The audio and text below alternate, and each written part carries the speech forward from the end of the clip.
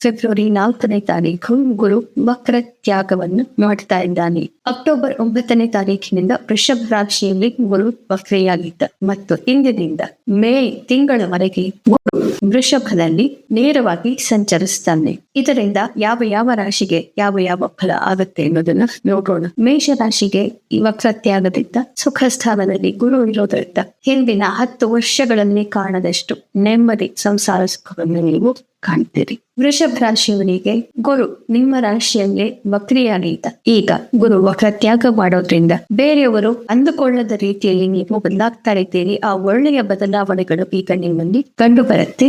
ಮಿಥುನ ರಾಶಿಯವರಿಗೆ ಈಗ ವ್ಯಯಭಾವದಲ್ಲಿ ವಕ್ರಗತಿ ನಿಲ್ಲೋದ್ರಿಂದ ಸ್ವಲ್ಪ ಮನಸ್ಸಿಗೆ ಕ್ಷೋಭೆ ಉಂಟಾಗುತ್ತೆ. ಮುಖ್ಯವಾದಂತಹ ವಿಚಾರಗಳಲ್ಲಿ ಬಹಳ ನಿಧಾನವಾಗಿ ಯೋಚನೆ ಮಾಡಿ ನಿರ್ಧಾರಗಳನ್ನ ಪಡೆಯಬೇಕಾಗುತ್ತೆ. ಕರ್ಕ ರಾಶಿಯವರಿಗೆ ಮನಸ್ಸಿಗೆ ನೆಮ್ಮದಿ ಪ್ರಾಪ್ತಿಯಾಗುತ್ತೆ. ಗುರು ಬಲ 5 ವರ್ಷಗಳ ಕಾಲ ಕಡಿಮೆ ಆಗೋದಿದೆ. ಲಾಭಸ್ಥಾನದಲ್ಲಿ ಗುರು ಇದ್ದಾನೆ, ಧನಾಗಮ ಆಗಿರಬಹುದು. ಸಿಂಹ ರಾಶಿಯವರಿಗೆ ಕಾರ್ಯಕ್ಷೇತ್ರದ ಚಾಲೆಂಜಸ್ ಅಥವಾ 10 ವರ್ಷದಲ್ಲಿ ಕಾಣದಷ್ಟು ಗೌರವವನ್ನ ನೀವು ಪಡೆದುಕೊಂಡಿದ್ರಿ. ಈಗ ಕಾರ್ಯಕ್ಷೇತ್ರದಲ್ಲಿ ಸ್ವಲ್ಪ ತೊಡಕುಗಳು ಉಂಟಾಗತ್ತೆ, ಚಾಲೆಂಜಸ್ ಜಾಸ್ತಿ ಆಗತ್ತೆ.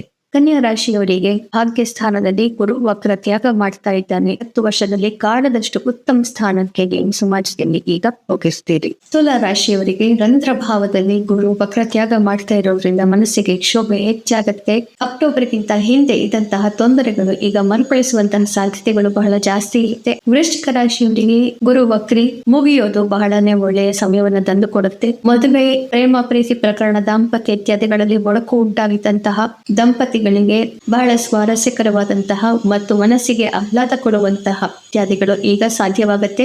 ಧನು ರಾಶಿಯವರಿಗೆ ಶತ್ರು ಬಾಧೆ ಪುನಃ ಈಗ ಉದ್ಭವಿಸುತ್ತೆ.